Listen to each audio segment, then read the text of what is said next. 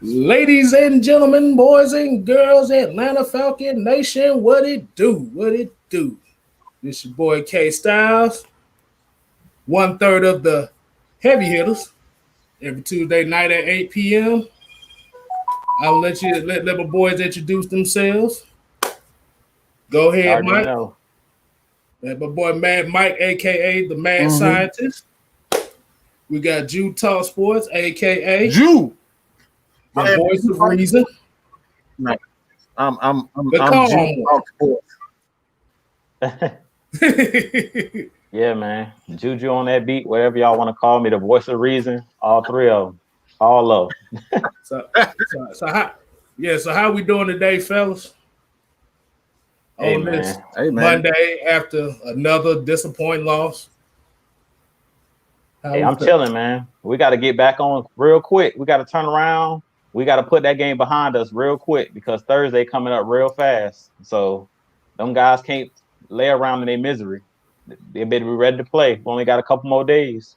And I think tomorrow's a traveling day. So it ain't no time to be Mhm. pouting. Ain't no time to be thinking about last week because this week is right here.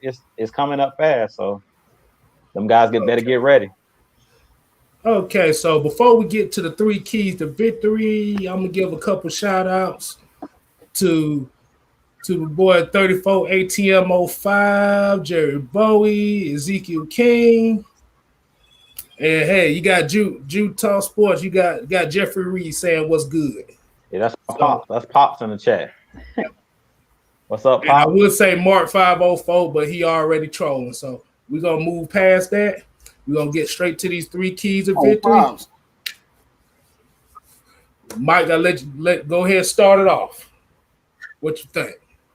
Hey man, I think it's quite simple to be honest. From what I've seen in these games, there's one, and I got to start it um, off proper. I got to start this. Turn this mother out. Turn this mother out. I'm just going back to the 80s with MC Hammer and Deion Sanders. Y'all don't know nothing about that. When they was on the sideline, too legit to quit. Y'all don't know nothing about that. But I'm gonna say this, man. The first one, obvious for me, and I think this is most important. I typically keep the last and most important one for last, to be honest. But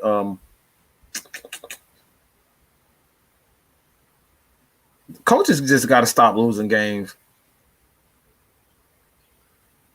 Coaches just have to stop losing games for these players. Got to put them in position to succeed. We see this time and time again where coaches make questionable decisions and coaches not doing their best to get quarterbacks in rhythm in the first quarter. That's what we saw. We saw Raheem Morris make a questionable decision whether or not to go for it on fourth down. Honestly, at the time, I thought it wasn't the smartest thing to do. It's the fourth quarter. Yeah, you have an opportunity to score there, but at the same time, it's a huge risk. You're down 1 point. You're down 1 point. At the time, I think they were down. They were tied. No, they were down 1 point. You kicked the field goal. You up 4 points, and honestly, it came back to bite us not going for the field goal. They still would have won the game if they would have won for the field goal and hit the field goal. You're talking about the Falcons still win by 3 points, 2 points, at least 1 point. No, they would have lost. They would have won by 1 point. They would have won by 1 point had they just went for the field goal. They didn't do that. Coaches cannot continue to take games away from the players. This is what we see every time, all the time. This is what I've been. That's why I went out on the limb and I said I was Vic #1 supporter. Why? Because these coaches put players in positions where they're not getting the maximum. They're not putting these guys in, putting them in position to have the maximum effect. The maximum effect to play hard on the field when they have their opportunities. Reason why I say this, you look at Isaiah Oliver. Isaiah Oliver is a what? He's a man corner, a physical corner, and you consistently put him in positions where he's playing off coverage bail. He doesn't have the speed. He doesn't have the ball awareness, and you keep putting him in positions to fail. He's not a cover 3 corner. AJ is not a cover 3 corner. These guys are man. They're physical. And I did the breakdown of AJ. I did a breakdown of AJ and show his physicality. The guy loves to get physical. Isaiah Oliver plays better when he's physical. We've been saying this. AJ Terrell's been playing amazing. Isaiah Oliver has been playing well. He hasn't been bad.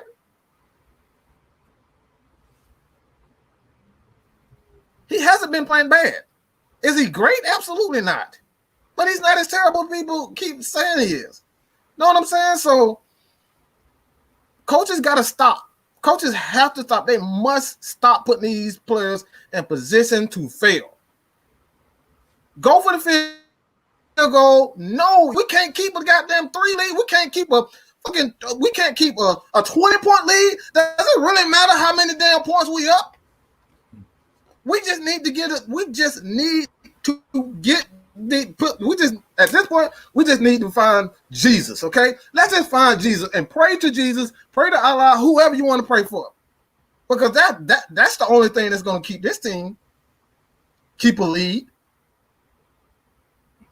That's it. That's the only thing that's going to keep a lead. All right, Drew, what you got, man? Hey, man. My 3 keys to victory is simple. We talk about it every week. Jerry just said it right here in the chat. It starts with our pass rush. Like us playing that cover 3 zone. If you're going to play that cover 3, you have to be able to get home with that front 4. We've seen that at the end of the game in a lot of these games that we've lost. At the end of the game, the reason we're losing these games at the end is because we don't have the pass rush to close these games out. And that's what really hurt us against Detroit. That's what hurt us in that game against Chicago, is basically getting pressure on the quarterback. So really what I think we need to do, my pops was saying it in the chat, we have to make adjustments.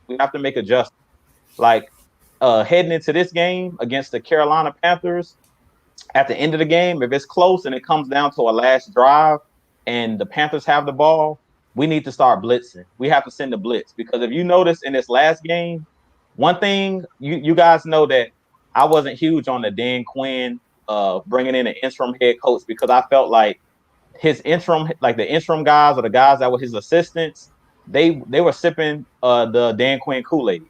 And we noticed that last week. It happened with Raheem Morris. He basically down the stretch did the same thing that Dan Quinn would have did. Played the cover 3 and lived and died by it, playing that soft zone coverage, which got us beat once again. So I feel like in this game coming up, if it comes down to the last possession and Carolina has the ball, we need the blitz. We need to send the blitz, because like I said, this last game, one thing I can say about Raheem Morris, when he actually took over as head coach, he's starting to disguise. These guys look like they're disguising the blitz better. Because this last game, I love the blitz schemes I've seen. I think it was Keanu Neal had a sack, and also Deion Jones had a sack.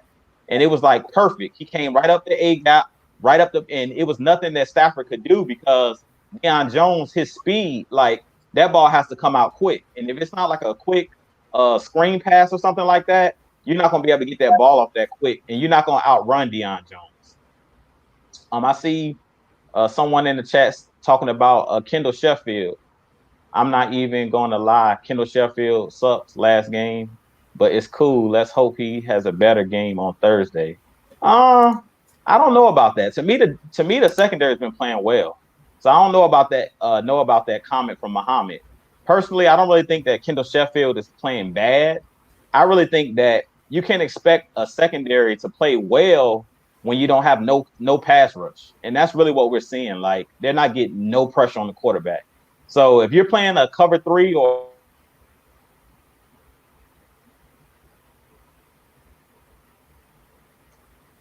playing that cover 3. He broke up. Oh, yeah. Can you hear me pretty well? I can hear you there.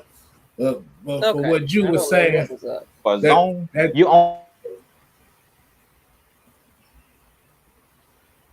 Well, technical difficulties going on right now, but I can kind of agree with him on the cover 3. We lost Mike too, huh? Well, this the bootleg version of the show. They bear with us. Go ahead, Jude. What you talking about? We've been hacked. No. Yeah. Don't tell me Tad Every day, McKinley every don't day. don't tell me Tad McKinley doesn't hack this shit again. Hey, now Tatton came in here. They didn't send somebody in here. Carolina then corrupted our show, y'all. But like I was saying, man, my 3 keys could be the same thing because Mike touched on what I wanted to touch on in my second key to victory. I talked about the coaching, but mainly, like I said, it's mainly pass rush.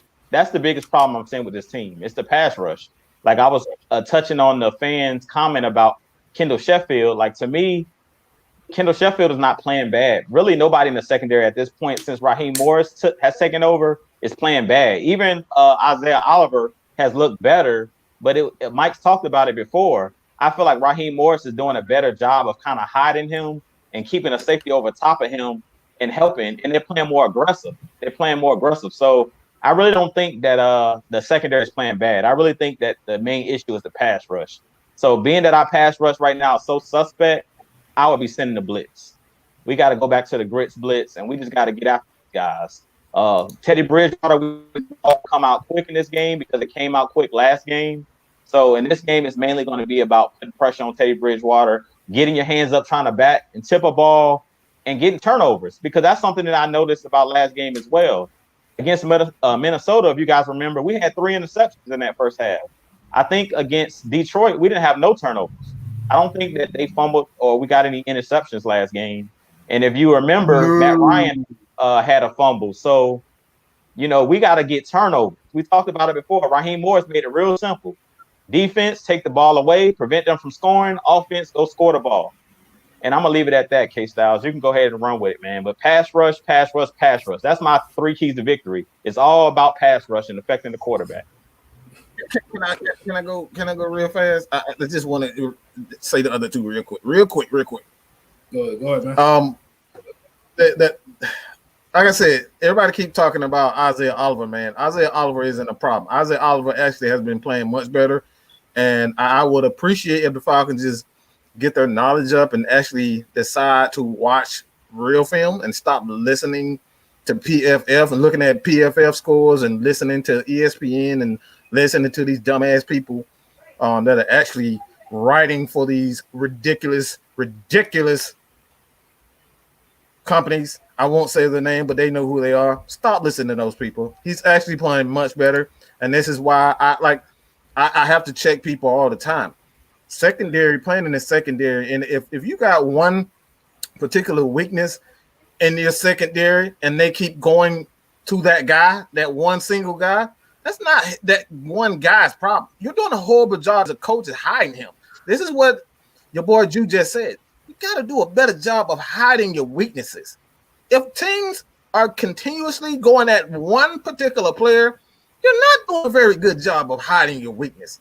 Okay? They know your weakness. How should you react? By adjusting. It's quite simple. It's not hard. If somebody keep punching you in the face on your right eye, if I keep that punching you in your right eye, what you gonna do? Cover up the left eye? No, you're gonna cover up the right eye. Duh.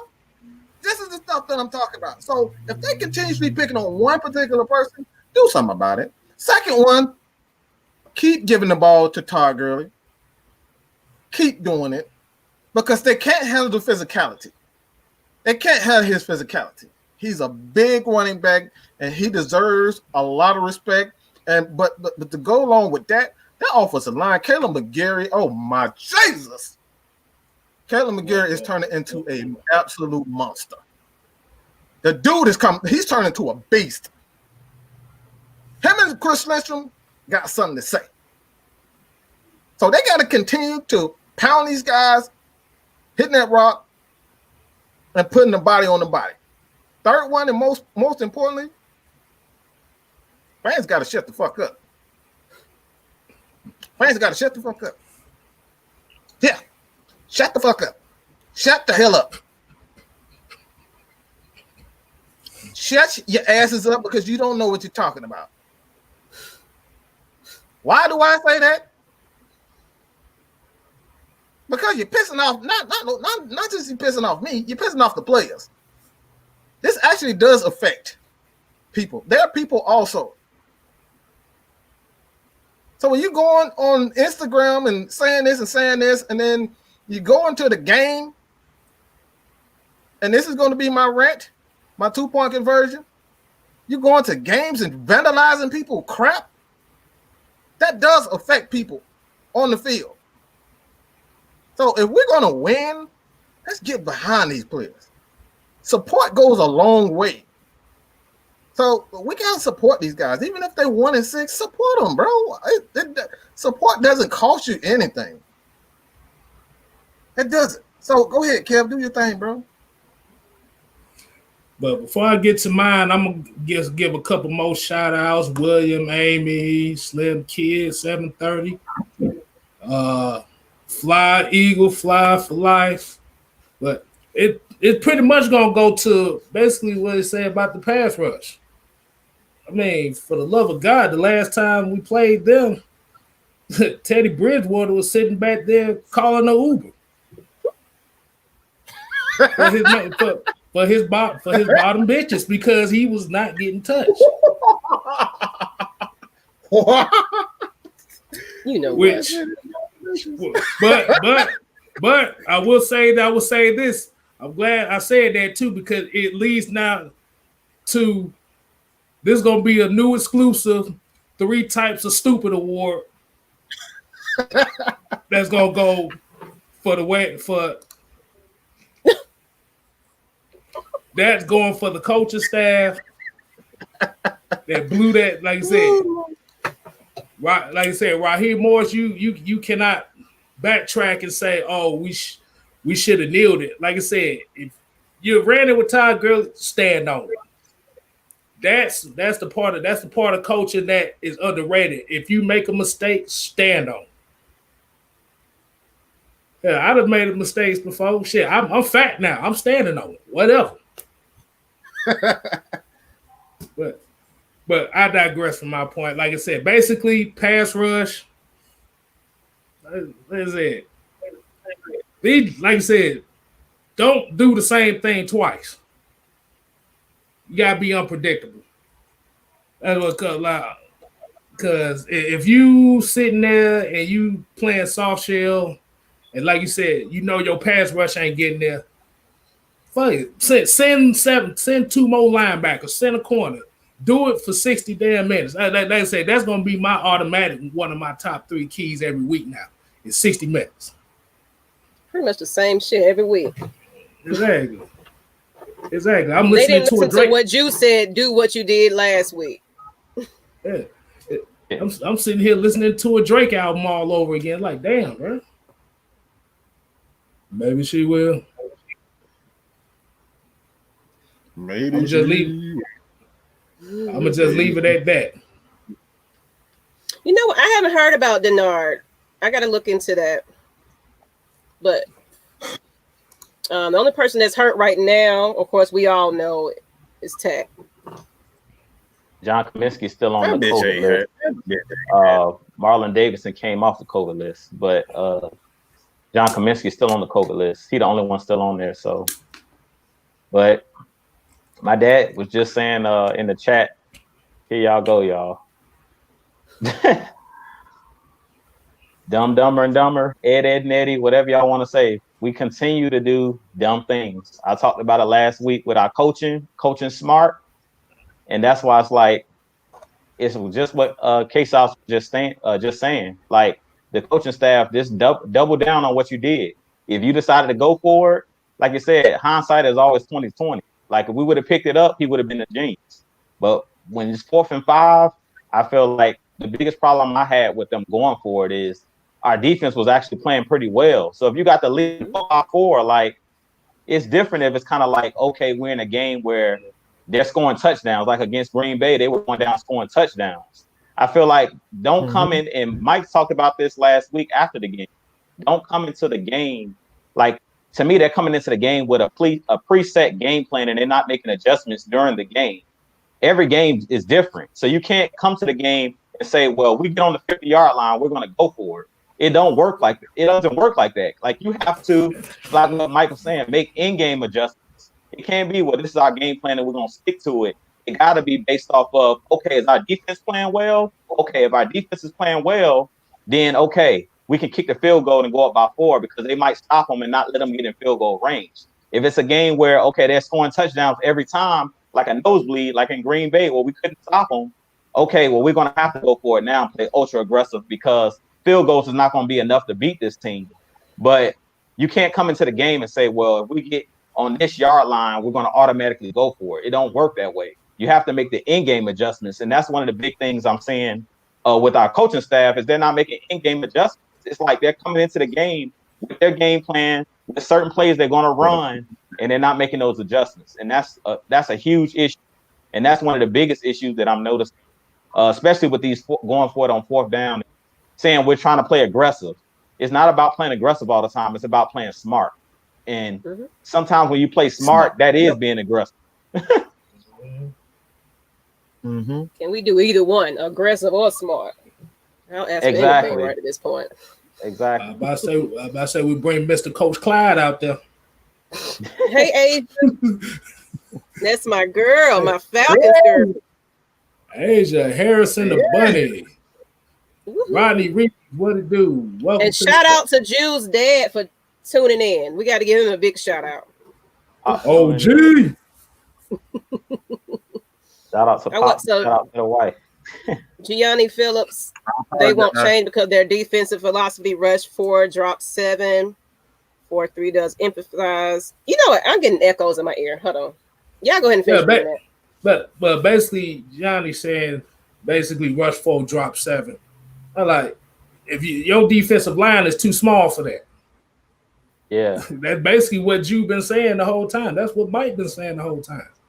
It's not even that they too small, really. They are small, but the problem is they're not getting home. I don't care if they were getting home. I don't care how small they were if they could get home with 4, but we're not getting home with 4. So the problem is you're not affecting the quarterback. Like, they're not feeling no pressure, and they have all day to throw. And to expect those guys, like if you heard at the end of the game, they were talking about Keanu Neal was saying we were supposed to plaster. You only can plaster those guys for so long. Like if you remember on that last play of the game when they scored the touchdown, Wilson was in the backfield. Stafford was in the backfield scrambling. Then he stepped up in the pocket. Dante Fowler was on his left. He went by him. The offensive tackle laid on top of him, and Stafford ran right up the middle and threw the ball to Hockenson. Hockenson wasn't, like, if you go back and look at the tape or the film, Hockenson wasn't open right away. DJ Shockley broke it down on AtlantaFalcons.com. He wasn't open right away. It was him being mobile in the pocket, Stafford, which created the time for him to get open, because you can only plaster those guys for so long. So without getting a holding penalty, because these guys are breaking off their routes by that. Like if you got 6 and 7 and 8, 6, 7, 8 seconds back there as a quarterback with no pressure, guys are going to get open in that zone. There's too many holes. Guys are going to get open. Because when I look at that play, if you go back and look at that last play of the game, Hockenson wasn't the only guy open. It was another guy that broke wide open as well. Stafford just decided to throw it to Hockenson. So I blame the pass rush, and I blame you have to be aggressive. We should have blitzed them on that play, because if you blitz, you make the ball come out fast. Yeah, you might have to play some one-on-one coverage, or yeah, it may be more openings. But if you press up, play tighter coverage, and you blitz, Stafford is not the most fleet of foot. Yeah, he can scramble a little bit, but if you blitz Deion Jones or you blitz a corner, they're going to get there fast. So he's going to have to let that ball go, and that ball is probably not going to be as accurate if he can't set his feet. And that was proven during the game. When he got sacked on those plays, it was nothing he could do. He was dead to rights with Deion Jones coming right up the nose like that, coming through the A gap. And that's just adjustments. We keep talking about it. Like, they knew we were going to go into that soft cover 3, and Stafford knew he was going to have time. If we would have blitzed on the one play when he threw it down the field to Golladay on that last drive, when he threw it like 50 yards, he had time, because he had time to let Golladay get down the field, because we only rushed 4. And what did he do? Scramble just like he did on the last play, stepped up in the pocket, and just threw the ball down the field. And real talk, if you look at that last play, Keanu Neal also was that was a pass interference on Keanu Neal. They just didn't call All right, Mike, what's your take on it? Oh, what he just said. He I think he's absolutely. This is what I've always said about the Falcons, and it's not a matter of talent. It's not a matter of which coverage that they are playing at the particular time. Because truth is, the cover 3 does work. The cover 2 works. Man works. But the issue is adjusting, the lack thereof. And while I alluded to on the post game, I keep saying the exact same thing. They come in with a preconceived idea of this is what we're going to do. And no matter what look that they get from whether it's the offense or the defense or special teams, they're going to stick to that game plan. And that's the wrong mindset to have during the game. They go into the game saying, guess what? If it's 3rd and 5, let's just say, if it's 3rd and 5, we don't get it, we're going to go for it. That's a preconceived mindset before you even think about what you're going to do or assess the situation. They're going to go for it. They're not looking at the score. They're not looking at if the defense is tied or the offense is tied. They're not looking at any of that. They are going to go for it. And see, this is why they lose games, because you don't have the in-game adjustment. You got to be present. And oftentimes you don't see them present. In the first quarter of the game, you saw the Falcons were just not in a rhythm. Matt Ryan and the offense, they were not in a rhythm. The passing game, they were not in a rhythm. It's simple. If they're not in a rhythm, you go to a West Coast offense with short passes. This is how they beat Seattle. When Matt Schaub, the offense wasn't in a rhythm. They got into a rhythm, and they had all game long. All they did was short passes. Just let the athletes be athletes. That's how you get quarterbacks in the rhythm. It doesn't matter if you are Drew Brees, who can't throw the ball 15 yards down the field. You got to use the short passes to get the quarterback into a rhythm. And when he's a rhythm, that's when you can attack downfield, because the quarterback is in a rhythm. He's not worried about them blitzing or whatever. He's in a rhythm. He feels good. He got his blood flowing. Matt Ryan, those guys were not in the rhythm. Julio was not in the rhythm. Calvin Ridley, those guys were just not in the rhythm. But instead of him going to a short passing game, what he did was continue to throw the ball downfield or try to attack downfield. And this is the issue that I got with the Falcons offensive, the coaching staff. They go in the game with a preconceived idea of what they want to do, and they're going to try to see that through no matter what. And this is why we consistently lose games, because they go in games with an idea, this is what we're going to do no matter what, and they get blown out. And they try to do something different, but when it's too late, the other team is in a rhythm, ain't nothing you can do. So it's the Falcons coaching, man. I said this over and over again. This team has the talent. They have talent all across the board. You look at Michael Walker, he's playing his lights out. Foye Oluokun is the best linebacker on his team right now. I love DM, but Foye is playing out of his freaking mind right now. He's the best linebacker. I will say this, he's the best player on the team right now. He's playing the best ball. Besides Matt Ryan, Foye Oluokun is the best player on this team, especially on the defensive side of the ball. This dude is all over the place. He's making plays, coverage. He's getting in the backfield. He's getting turnovers. This guy's playing his behind off. So it's not a lack of talent. It's a coaching. That's it. Get a better coach for this team. Get a better leader. Hold these guys accountable. The Falcons can go places. We can't have this crap, man. So that's it. That's all I got, bro. Shit, 54 was tattooed on my TV, boy. Bro, I'm trying to tell you. Foye Oluokun is right. Like I said, he's the best behind Matt Ryan. He's the best player. It's close between him and Calvin Ridley, but Matt Ryan, the best player on the team right now, and Foye Oluokun is right there with. Foye is all over the place. I dare anybody to look at the game and go back and tell me that Foye is not making plays. That dude all over the place. I can say that how Raheem went into the first practice. You know, it was a lot of we feel uncomfortable. You know, he was showing his little guns and shit.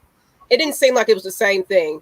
I think he got comfortable, like, okay, I feel like I know these guys a little bit more, and I think they're good. They know what they're supposed to be doing. We'll just see how it goes. No, you got to have that each and every time that these guys practice. Like, that wasn't no good. Yeah, you won, but there's a lot of mistakes that I've seen that need to be improved. So, you know, you go in there with a mindset that we got to do way better than we did. Yes, we are capable of winning, but let's look at these game films and figure out what it was that, you know, messed us up, because it could have been way better than that. Yeah, we won, but I wasn't satisfied with it. Definitely not. We just need a coach that's going to keep it the same each and every time. And Raheem is just there with a paycheck at this point. But it's like, you will want to audition and want to be a coach, you know? So the spotlight is on you. This is the time where you turn this team around and make a point.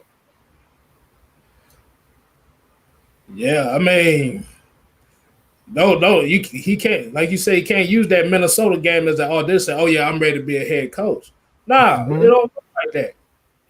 Like I said, the main thing is you gotta, like you said, you gotta be better next week than you was the previous week. There's mistake is on film every game, no matter if you win or lose. Because at the end of the day, those mistakes makes you a better football team. And I look at Smitty saying they need discipline. Oh, I agree with that. Right. They need mental discipline. Like I said, it still shows. Like I said, you want to have that fire. You know your ass is online. Don't revert back to the Dan Quinn mindset. There, like I say, it's gonna be the same story all over again. You know what it is? They're accustomed to it. Yes. That's it. Culture. Culture. So you're not gonna, once you get that out of their system, it's gonna always be there. This is what this is how they operate. This is how they've been rolling for a few years now. So you have to embed that out of their brains that, oh, it's okay. I'll have a paycheck. You know what I'm saying? You know what? And you know what? I keep saying this over and over again. I keep saying this over and over again. Rex Ryan, dog. Rex Ryan is a complete asshole. You need a complete asshole. Don't give a dang about nobody. That's what you need. You need a Brian Cox. You need a Rex Ryan. Hell, you may even need a what's the Giants president? Tom Coughlin. Maybe you need a guy. Maybe you need a complete ass wipe on your team, because these guys are soft and they're complacent, and it's like, okay, we win one game, it's just like, oh, back to the same stuff. We're good again. We got this. We're good again. We know how to win. We got it. And then here we go. We do the exact same way. But it actually went to your point you said last time. You, like you said, you might have to just get rid of this. You might have to chop this whole coaching staff. Because at the end of the day, it's the culture. Exactly. Yeah, everybody. It's coming, bro. Because regardless of who we hold on to as far as a coach, offensive, defensive, anyone, they still gonna have that same mindset. Yep. Yeah, we talked about it, and that's why they want the interim coach. That's why they want an interim head coach. This is exactly why they want an interim head coach, because everybody thought that it was just Dan Quinn. But what y'all got to realize, Dan Quinn hired his staff. So these guys, Jeff Ulbrich, all these guys, you're gonna still see that soft, that cover three. Like they were drinking the Dan Quinn Kool-Aid. Believe it or not, they were drinking the Kool-Aid. Now I can't say that the players have played harder, because it's evident. You turn the film on for the first 5 games, and then you turn the game on for Minnesota. You turn the game on last week. The defense is playing totally different. Guys are flying around. It looked like with Dan Quinn, the guys had lost heart. So I think that they did need a new voice. But as far as making the boneheaded mistakes, not knowing complimentary football, not knowing clock management, like any coach knows, Like, why is Todd Gurley even being handed the football and telling the to go and lay down on the 1 yard line? Like, you kneel and you kick the field goal. Like, we've been going through this since Super Bowl. We've been going through this since the Super Bowl. That was 2016. We still having the same conversation from 4 years ago. That's the same thing we said in the Super Bowl. All we had to do, once Julio Jones caught the ball on the sideline, you kneel the ball 3 times, you bring Matt Bryant out for a field goal, you take the lead, and that's an insurmountable lead. Same thing in this game. The Lions were out of timeout. You kneel the ball. You don't say, he said, well, we put the ball in Todd Gurley's hands because I didn't trust Matt Ryan. Like, that don't even make sense. Like, don't lie. Just tell the truth. You didn't know the clock management. He didn't realize until after the game that he could have been it. He didn't. He just didn't know. He said that. Hold on. He said that. Hold on, go. Wait a minute. Go back. He said that. Raheem Morris, if you go watch his interview today, said, I put the ball in Todd Gurley's hands. He didn't trust Matt Ryan with the ball. I didn't trust Matt Ryan. He said Matt Ryan is not used to carrying the ball. You know, sometimes guys pile up on the quarterback. And they were like, well, if you kneel the ball, they're not going to jump on Matt Ryan if he just steps back and kneels. He has the ball in his hands 90% of the time. How do you not trust the quarterback? He has the ball in the hand every play. That's what it is. That's what it is. The bottom line is he was trying to save his bacon, Mike. The bottom line is you could tell when he said it that he was not telling the truth. Like, he was lying. It's easy to say the man was lying because we were on like the 10-yard line when Todd Gurley ran the ball. I think it was like on the 10 or the 7-yard line. Like, it took Todd Gurley a minute to get to the end zone. He was literally carrying somebody that let him go, and that's his momentum carried him into the end zone. The problem was we're on the 10-yard line. Young Wei Koo can make an extra point. Just kneel. 3 kneels and the game is over. Running back kicked in. That was it. You saw it. It just showed that they just don't trust any of their players, to be real.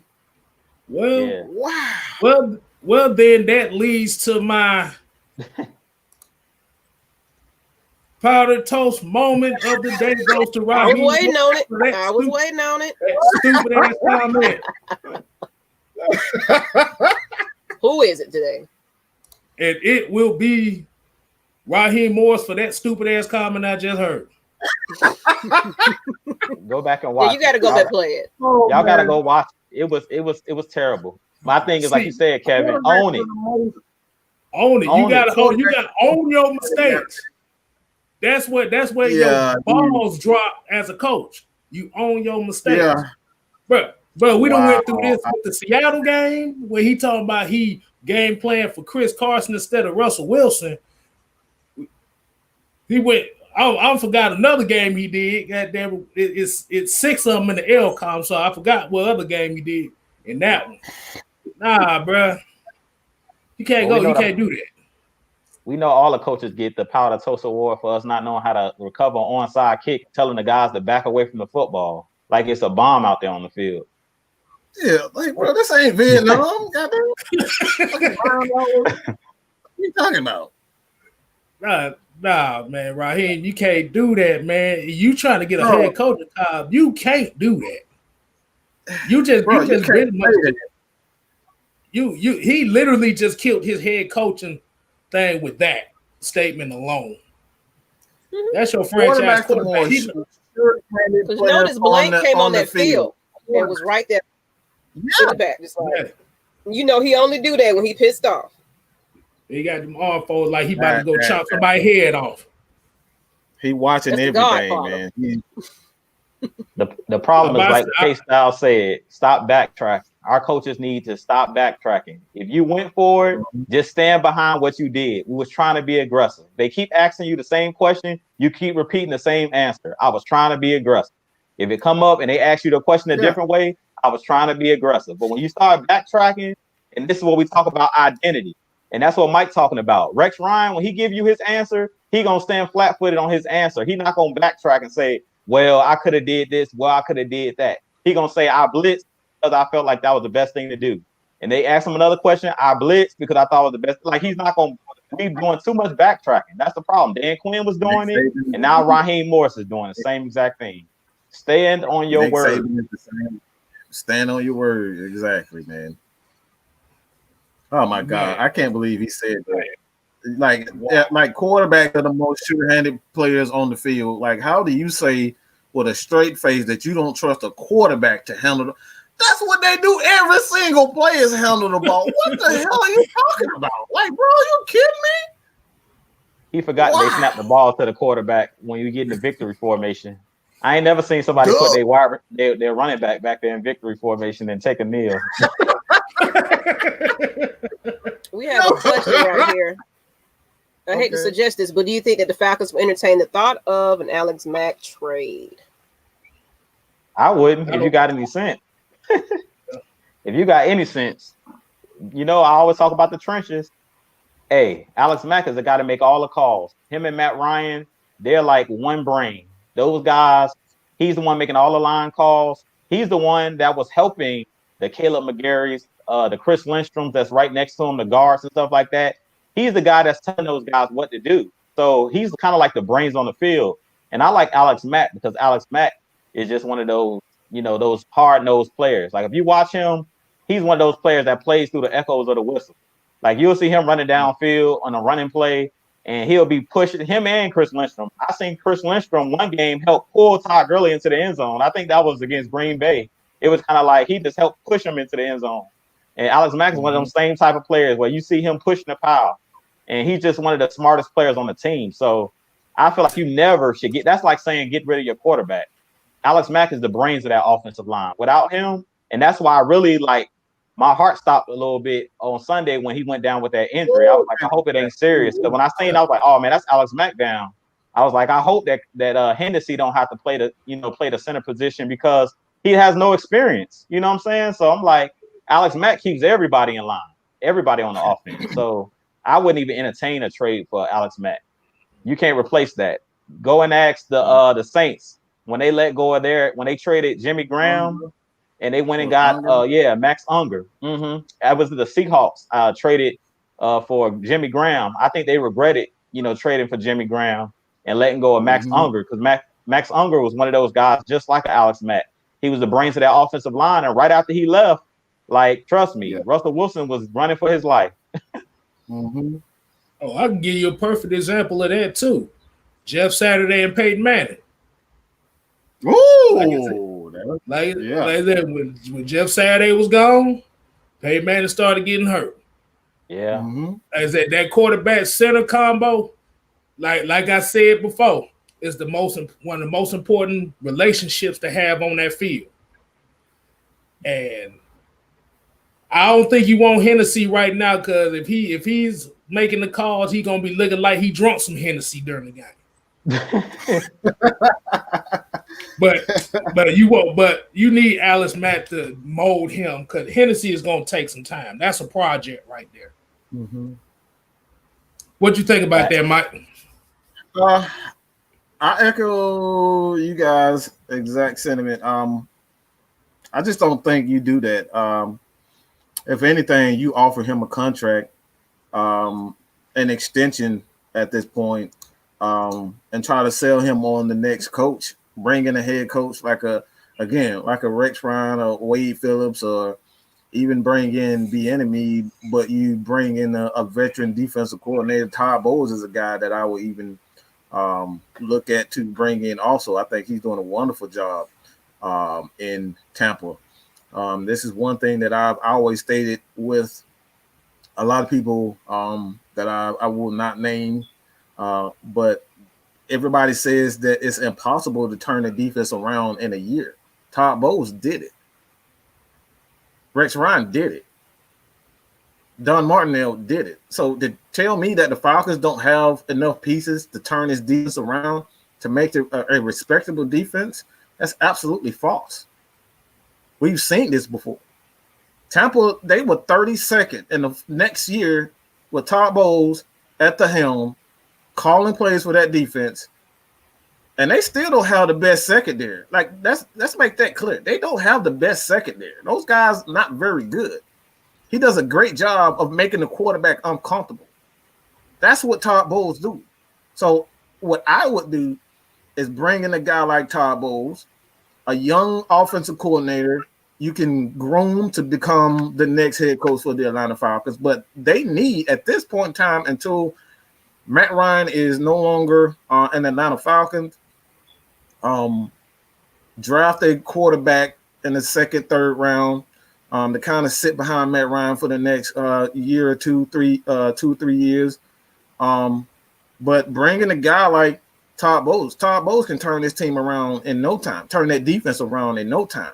I'm not concerned about the offense. No one should be concerned about this offense. They're still, at this point in time, Matt Ryan is the number one passing quarterback in the league. Look it up, number one. So I'm not worried about the offense. The offense is going to be offense. You need a guy that can come in and turn around his defense. So when it all comes down to it, man, the narrative for me, man, at this point, you just have to stop. And I'm seeing stuff in the comment section. They talk about Dante Fowler as a bust and all that. Even that's absolutely false. It's futuristic. Our phone line is not up, so they'll call and with no line to answer. Don't do that. Yeah, the phone line is not up at the time, but we should put that up though. I don't never get it set up. Hey, we got shit to do, man. Y'all can have some people call in. That'd be wonderful. Goddamn anime. I'm vouching for y'all. If you want to call in. Hey, yeah, we'll get that up. We'll get that up. Blame Mad Mike. Wow, you gonna put me on the spot? Really anime. Yeah. Wow, I blame all of y'all. Hey, Sean, like who to say that Todd Bowles want to be a defensive coordinator? If you offer that man a head coaching job, you think he won't take it in Atlanta with Matt Ryan and Julio Jones? You think this dude won't do that? Man, stop smoking that green. Oh, I say that speed. You know, y'all need to start that speed, bro. Like y'all really need to start that speed. Anybody? You see what Kyle Shanahan did? Kyle Shanahan got a head coaching job because he came to Atlanta. He got a head coaching job because he came to Atlanta. Dirk Cutter got a head coaching job because he was in Atlanta. Mike Mularkey got a head coaching job because he was in Atlanta. So Top's telling me that if you want to do it. We got somebody shooting a shot over here. oh, Lord. I'll take the $500 though.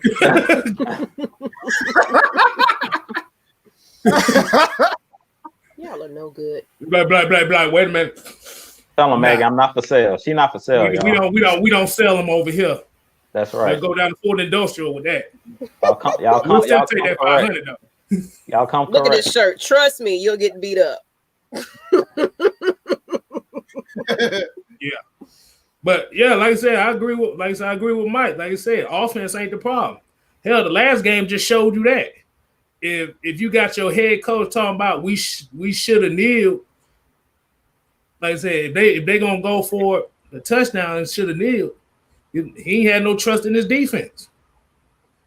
Bruh, defense gave up a 65-yard drive in less than 60 seconds. Yeah. On 3 throws. Exactly. That's bad. That just sums That's up. horrible.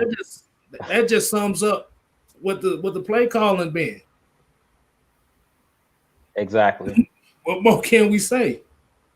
Yeah, man. I'm about to address this Dante Fowler blasphemy in this chat because I don't like it. Yeah, go ahead. I was about to do it, but go ahead. Y'all know Dante Fowler, my guy, but I guess they won't watch it on Sunday when he came down on that goal line, top and blew Adrian Peterson up in the backfield. One thing about Adrian Peterson, he's a hard runner. I ain't seen him get blown up many times, but Dante Fowler blew him up on that fourth down. This is the second week in a row that Dante Fowler had a stop on fourth down coming off the edge. I know you guys are looking for all of the sack numbers, but you got to look at the whole complete game. You can't just look at numbers. Mike's been saying this for a long time. He made a whole video about Grady Jarrett. Y'all go check Mad Mike's channel out. And this was a while ago, but he talked about it. We always look at the glitz and glamour. We never look at what guys do, like what kind of effect they have on the game. Dante Fowler, the reason I was saying everybody was asking, who's the lead on this defense? Who's that lightning rod on this defense? It's Dante Fowler. Did y'all see him get that stop? And then he started, even though it ain't many people in the stadium, I don't know who he was telling to make noise. but he was pointing to somebody, telling them make noise after he made that stop, and then they knocked his helmet off, and then he got that penalty for taking his helmet off. Dante Fowler is a lightning rod. He's going to be a player. If Rex Ryan comes here, he's not letting go of Dante Fowler. Dante Fowler is one of those players that lights a fire up under these guys. He's a motivational type player. And to me, the reason that Dante Fowler isn't playing or he doesn't have the sack numbers is because we're getting no push up the middle. Like, we're not getting no push up the middle. It's the same thing when we had Vic Beasley. Like Vic Beasley, and that's why Mike and me and Mike were we were supporters of Vic Beasley because we rely too much on one player. We're expecting Dante Fowler to come in here and be the savior, but that's not realistic. It's the same thing with Aaron Donald.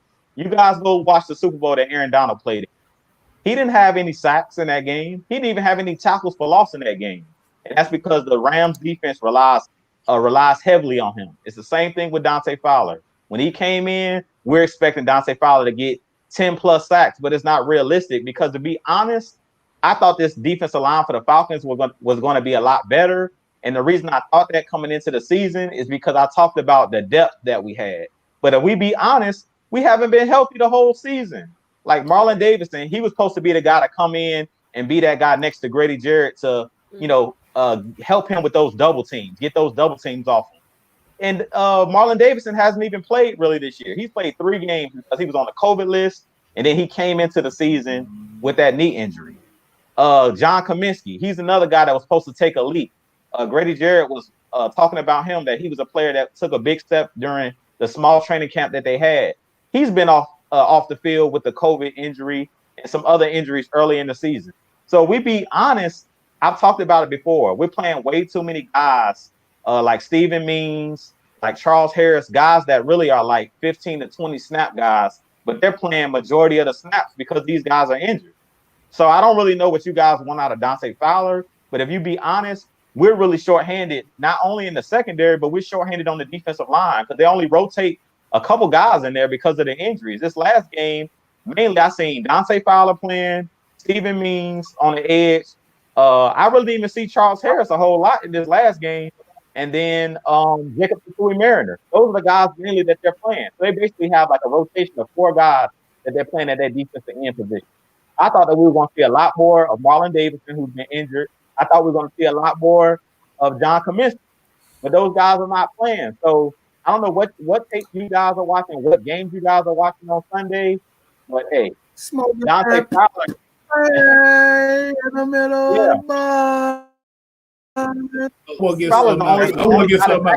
the splash plays. Go ahead, K-Style. All right, so y'all said Fowler didn't do like you said. Fowler blew Adrian Peterson's ass up on that goal line. I agree with that. Did you see Tad McKinley try to talk shit to Adrian Peterson and thought he did something? And disappeared the rest of the game? That was in the first quarter. I know, I forgot about it. I remember that. That was the only thing he did the last 3 games. Was talk shit to Adrian Peterson. Now, like you said, Fowler might not have the sack numbers, but a lot of times that attention can open it up for other guys. Think about it. Keanu Neal got sacks. Mm-hmm. He looked reborn this past game. He looked reborn. He looked light on his feet for the first time in years. So, as long as your defense is getting sacks, one individual sack number is not what's gonna matter. You just don't want to go through a season where you only getting sacked every 7 games. Yeah, we've been through that with Mike Smith. You want the Mike Smith sack era again? Post John Abraham? I didn't think so.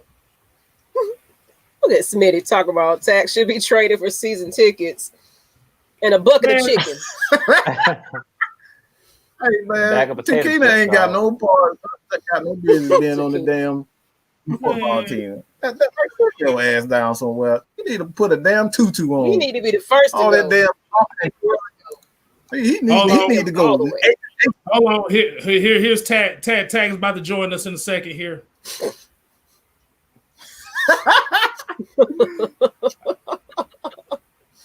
I trade that motherfucker for a box of Magnum condoms and a bucket of chicken. At least you'll get a rise up out of that. I get a rise up on Fort Industrial.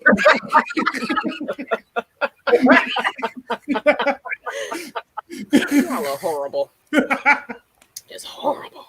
What these heathens on this show. Look. At least I know they'll come through and like his ass. Oh my God. You never know what goes down on heavy hitters. I swear. I'm sorry. You never know. Hey, you never know what cut. We straight shooters around here, straight from the hip. No filter. But yeah, like I said, Fowler's attitude, you could see it on the field. That's all we said. You can see it on the field. The numbers don't. Go ahead. What you got, Mike? What you got? Who the heck is this? What are you talking about? I don't know who that 299 is. All right, Michael Walker. That's Just Rock TV or J Rock. You know who that is? J Rock. J Rock, $2.99. J Rock, $2.99. Oh yeah, hey man, look, that's a steal. J Rock. Yeah. Let me say this about this is where I say you have to enjoy football to understand what Dante Fowler brings. Dante Fowler was brought here to bring this team attitude, toughness, awareness, do the dirty work. He wasn't here to come here solely for sacks. This is what Tack was supposed to be. He was supposed to be the sack artist. He was brought here to be an asset to Grady Jarrett and Tack. When you don't have Tack on the field, you take away what Dante Fowler is supposed to be. He was supposed to be the guy that command the double team with he and Grady Jarrett. Those guys were supposed to be the double team guys. Tack was supposed to get the one-on-ones and he be the sack guy. This is what Vic Beasley was supposed to be. He was supposed to be the sack guy. But when you have Vic Beasley, who is a complete player, like he's only a pass rush, and you're putting him at defensive end to be a complete defensive end, there lies the freaking problem. Vic Beasley is not a complete defensive end. Dante Fowler is not a complete defensive end. He brings toughness. He brings the asset to the running game, and what we saw, he blew the hell out of Adrian Peterson. That's what he was supposed to bring to the game, to the defense. But when you have Takina McKinley, who's sitting on Twitter, pointing the fingers at everybody else, his little punk ass self, the defense isn't complete. You gotta look at the defense as a whole, and that's the issue. You're looking at guys. Oh, he played defensive end. Why isn't he getting sacked? Well, he's not a sack artist. It's just like wanting Paul Soliai to be damn Warren Sapp. This motherfucker 350 pounds. He can't be Warren Sapp. He can't get sacks. You know what I'm saying? So you got to be real with players' abilities, okay? Stop. Just because he played defensive end doesn't mean he's a sack artist. I don't know if you guys know that or understand that. Just because he plays a specific position doesn't necessarily mean he has the same abilities. That's why Foye Oluokun is playing so well right now, because he is the guy that takes on the double teams and be more physical, so Deion Jones doesn't have to do all of that. Different abilities. That's why they have different positions. Strong side linebacker, middle linebacker, weak side linebacker. Different abilities. Now you may speak. Proceed. And I want to address the super chat. I want to address that super chat by J Rock. Like, I really think that he was talking about Michael Walker. I really think that we're set at linebacker. As far as our three linebackers, Mike was just talking about it. We already got Deion Jones on the contract. I believe a Foye Oluokun or Luakon, I think he has one more year left on his deal, but I think he's going to get an extension. If I was the Falcons, I'm paying him this off. Whoever the next head coach is, I'm paying him, because he's playing that Devondre Campbell role, and he's 100 times better than Devondre Campbell. I don't know if you guys watching Devondre Campbell with Arizona, But Lua Khan, he's one of those guys that he can cover. As a linebacker in this league, you have to be able to cover. That was the biggest problem with Campbell. And I really think that Michael Walker is another one of those guys that he's physical. If y'all seen him in the run game, Michael Walker doesn't back down from nobody. But the reason that he plays so physical, because if you go look at his college tape, they had that man playing some defensive end. He was playing some defensive end in college. So he's a guy that knows how to take on blockers and be physical. So to me, a 4-year Lua Khan, Michael Walker, and Deion Jones, that's your 3 linebackers right there. You said it, linebacker. So, and you have Michael Walker under that rookie deal for a little while, so you can afford to go ahead and pay a 4-year Lua Khan, and you have that pairing of Deion Jones and 4-year Lua Khan. Because a 4-year is good at covering the tight ends, and then you have Deion Jones that can cover the running backs out of the backfield, and you have a 4-year that can be physical in the run game. Because he's another guy that I think we need to do a film breakdown on, one of us, because I don't know if you guys seen him on the goal line, but a 4-year had a nice stop too. I think actually Big Low Country did one, talking about 4-year. He showed that goal line stand. I think it was against Minnesota, where 4-year came down and made a stop. I think it was like on 3rd down on that fourth down stop that we had, where 4-year basically shot the gap and made a tackle in the backfield. So we're set at that linebacker position. So he's right about that. Michael Walker was definitely a steal because I didn't know how we were going to use him. When I looked at his college tape, I'm like, this guy looks like a Swiss Army knife. Like, I didn't know we were going to try to use him in like a 3-4 setting where he's like an outside linebacker, kind of like a Bud Dupree, or whether we were going to use him where he's actually dropping back in coverage and playing more of like a 4-3. We've kind of been using him in the 4-3 set where he's kind of dropping back and he's, coming up and making tackles, taking on blockers and things of that nature in the run game. But I think those 3 guys at linebacker, you're set. I mean, you can bring in a couple more guys to play backups, but we got our starters on that second level. I like all of those guys, man. Go ahead, Jude. You preach, bro. Yeah. Like you said, that college tape, like I said, he was playing some deep cover too. I'll tell you that much. And he was hitting that line of scrimmage in less than 0.5 seconds. I'm serious. That boy used to drop back about 20 yards. They run that ball about 2 seconds. Bam, make the tackle. 5 yards at the line of scrimmage. I'm like, this motherfucker got some acceleration. I ain't seen no linebacker like that in Atlanta in a long time. Mm-hmm. I was about to say we're gonna get some questions going on, people. That's right. I know what you think. Q&A.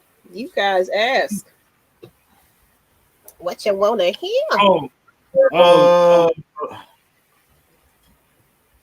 There we go. Oh, look, I will put. Okay, I'm gonna let Jamal Grant. He said, "Is it stupid to bring Dan Quinn back as GM?" Man, take your ass. In that damn toilet bowl, all right? In that toilet bowl. I was about to say, boy, that's that super high impact coaching right there, boy. Can't coach worth a damn in that game. Oh my God! But I was about to say, man, give us some input on the Michael Walker thing. I think the people want to know what you think. Oh, me? I said Maggie. You said what? Maggie on the super chat. What you think of Michael Walker?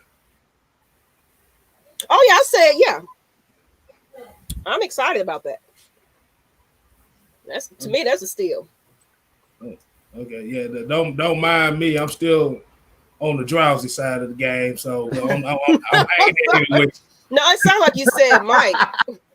That's why I was looking like. I said. I thought. Yeah, that's what I thought. My bad. And I'm over here multitasking at the same time. Y'all can never. I'm here, but I'm never there. I'm just saying. It's not edibles, dog. It's not edibles, man. It's not edibles. My bad. I shouldn't pay attention more. I got a question for the chat. I got a question for all y'all. Go ahead. All right, go ahead. Hey, I know you guys seen that the Jets have Quentin Williams, I think it's his name, their nose tackle. They have him on the market. They're trying to trade him. What you guys think about bringing him in? Because I think that he's a guy that could come in and help Grady Jarrett on the inside as far as those double teams. And I think if we bring somebody like a Rex Ryan in, or the defensive coordinator, I've been saying his name, the defensive coordinator for the Ravens, I really think that he could come in and possibly do some things. What y'all think about Quentin Williams? Y'all think he's a guy that we should look at, possibly depending on what they want for him? I'm not giving them a first round pick for him, but I might give them maybe a second round. What y'all think? Talking about the nose tackle from Alabama? Yeah, Quentin Williams. Alabama, he's on a trading block right now. Shit, bring that ass here. Fuck it. Like I said, you need to admit you. The only reason I say that because you need bodies on that defensive line. Yeah, because definitely. One thing Steven means he is not playing mean. I don't see it in him. Second of all, usually I forget the guy's name. I know he's hyphenated. What it called? I forgot his name. Jacob Tatoya Mariner. Yeah. I always get his name confused with somebody else, but I don't see too much problem like that. Because it's like he'll stand out, but then it's like he'll stand out for 30 seconds, and then 59 minutes and 30 seconds we don't see him. Yeah, I make that play, and plus he's young enough too to where if you do give up that second round pick, it's basically getting a young player. But you're getting a young player that has NFL experience. Mm-hmm. So I'll take it. Before you go, Mike, I just want to say one thing. What I would kind of do before I pitch it to you, what I'm thinking for the new regime, I don't know what they're going to do. But personally, I think that we have the guys to play a 3-4. Me and Mike's been talking about it. And I feel like you bring him in, you can kind of build on that 3-4. We already are running 3-4, like some 3-4 scheme already. We've been talking about it. We've been running 3-4, letting Dante Fowler and those guys stand up in that 2-point stance on the outside. So I would bring him in and start to build this 3-4 scheme. That's what I would do. But go ahead, Mike. I'm gonna kick you. What you think,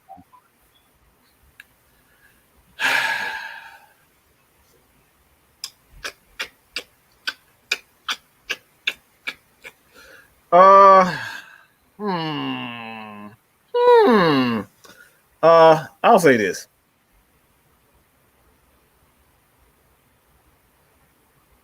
You're going to have to pay them. Let's be honest. New York is just trying to get out of paying this guy because he is a baller. If you can somehow convince him to take a lesser deal and play under $10 million, I would do it. But it's not because of lack of talent. They want to go in a different direction. And at this point, any assets that New York has at this current time, they're just trying to open up space for the next coach and, kind of do what John Gruden did with the Oakland Raiders. They just getting rid of everybody. It's just a fire sale. And this is the reason why I say even with the Falcons, if the Falcons were trying to rebuild, they would have been shipped off Tack. It would have been shipped off Keanu O'Neal. These guys on their last year of their deal. So they know that they are going to get picks for these guys, compensation picks for the guys. So as far as Quentin Williams is concerned, I think the only reason why he's at this point in time on the trading block is because they're trying to at least get something for him for the next guy regime. But as far as his skill set, I honestly thought the Falcons would and should have went up to get him. To pair him with Grady Jarrett is absolutely scary. Running a 3-4 scheme with those guys, Quentin Williams has a motor like Grady Jarrett. Those guys are absolutely relentless. I've done the film on this guy, and he's a problem. Anybody who knows Georgia and seen what he did against Georgia, man, against that offensive line of Georgia, and those guys, like he was giving what's the guy, the offensive tackle for the Patriots right now? I know who you're David talking about. Andrews. The tackle. Oh, and not Andrew Thomas. No, what the other one? Is it? No, it's not Ed Thomas, but He played for the I'll get it. Giants. But Yeah, I can't remember his name. I know you're talking about. I can't He got remember injured his first but- season. Yeah. yeah. But those guys, like he was giving a prop, and he's a defensive tackle much like. Say that again. They said Isaiah Wynn is his name. Mike. Win. Okay. Yeah. That guy, he was giving him a run for his money, and he's playing against tackles. Anytime you have a defensive tackle playing against tackles, and he's really getting around them, getting through them, he's a problem. So you pair him up with Grady Jarrett, and both of those guys are playing the 4-eye. There's not a lot you can do. You can't combat two defensive tackles who are essentially between the tackle and the guards, and they can go inside and outside at any given time. Because he can beat the guard, he can beat the tackle, he can beat the tight end. So you're forced to play those guys straight up. And anytime you play Grady Jarrett and Quentin Williams straight up, man, you can do anything you want to in the middle of that formation. Like that, you have to give these guys attention. So with that being said, you can play with even little punk behind tack. You can pay him a couple $1 million, and he'll end up getting 10 sacks or whatnot because you got these two guys that essentially killing not only your tackles but your guards. And I'm probably going over a lot of people's head with all this damn football terminology, but anytime you have two guys that are commanding both guard positions and tackle positions, that's a problem. That's a nightmare for any offensive line. And that defense will be absolutely scary. So I love the idea of bringing Quentin Williams, but it has to be for the right deal, man. That right there would be absolutely beautiful to have him team with Grady Jarrett. Yeah, man. I hope we bring them in, but I don't know what they're asking for. Like you said, it's a fire sale. It's just like what the Dolphins was doing last year when they were just letting go all of their star players. But I hope we really take a look at it, see what they ask for, give the Jets a call just to see what they want for them. Because, I mean, what's the worst that can happen? You at least bring them in, you know what I'm saying, make that call, see what they're asking for. If the number's too high or they want a first round pick, we might not want to do it, but because you always can find a nose tackle, but he's extremely talented. So you compare him with Grady Jarrett, people will see Dante Fowler and those guys get more sacks. Like you talked about, it's going to free all of those guys up. Yeah, because I was about to say, if you had those two together, it'll remind you of that Jacksonville defensive line from back then. What was it? Strong and Henderson? Stroud and Henderson? Yeah. That'd be nice. Yeah. Woo! That'd be nice. Yeah, that was a problem. That'd be some nice and red and black. Mm-hmm. Because I said Malik, the fans said they want a second rounder for Williams. But but the thing is, we still gotta look at, do we have the space to keep?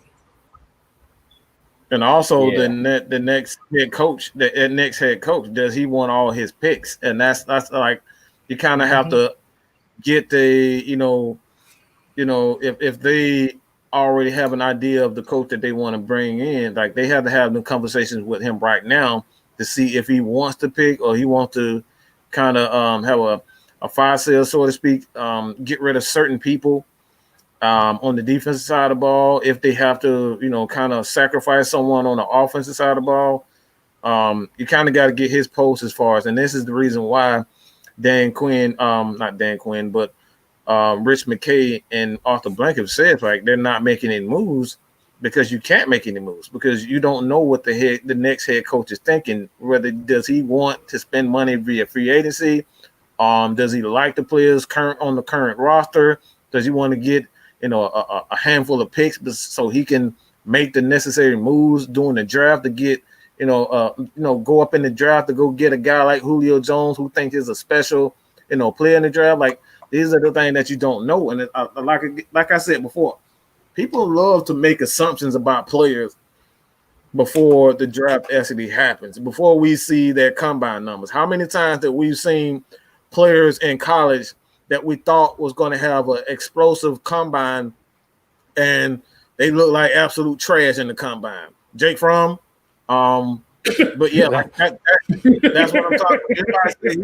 Everybody said he was going to be a number one pick. He's going to be a first round pick. That dude looked like absolute garbage in the combine. You know what I'm saying? So, like these are the things you got to wait. Like I always had this wait and see attitude because you don't know. Even your boy, I don't know if you guys saw it earlier today, but they saying your boy is rumors already stating that Trevor Lawrence may stay for his senior season in Clemson. So all this damn, we need to tank for Trevor and all this shit. Look, your ass might be tanking for the wrong motherfucker. You know what I'm saying? You might but you might be tanking for the wrong person.